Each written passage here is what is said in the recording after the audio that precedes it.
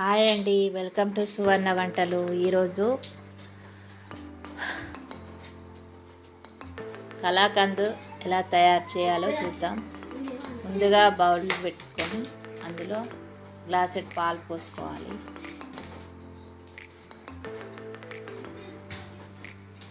పాలను కలుపుతూ ఉండాలి. కలుపుతూ ఉండాలి. గడ్డ తీసుకొని కలుపుతూ ఉండాలి.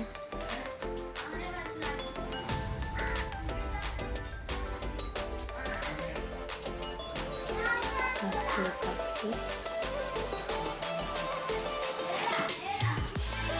తర్వాత ఒక గ్లాసు చక్కెర వేసుకోవాలి. చిన్న గ్లాస్ నాకు పాలకు తగ్గట్టుగా షుగర్ వేసుకోవాలి.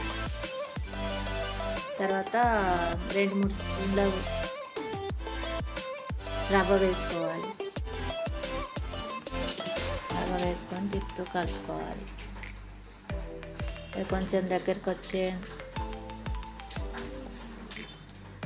వస్తూ ఉండగా అందులో కలుపుతూ ఉంటే అది దగ్గరకు వస్తుంది. దగ్గరకు వచ్చాక అందులో మనం ఒకటి మనం సైజు చూసుకొని ఒక గిన్నెడు పాలపొడి వేసుకొని కలుపుకోవాలి. ఒక బౌల్ గిన్నెలాగా ఉంటుంది, అందులో వేసుకొని బౌల్ వేసుకోవాలి. అందులో వేసుకొని కలుపుతూ ఉండాలి.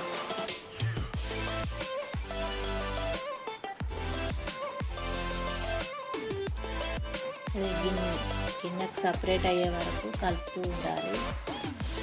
అందులో మనం కొంచెం యాలకుల పొడి వేసుకోవాలి ఫ్లేవర్ కోసం.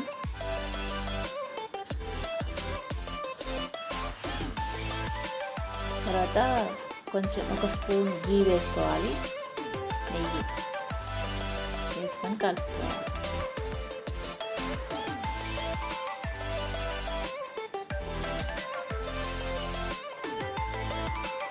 అంతేనండి, కలాకండ్ తయారైంది.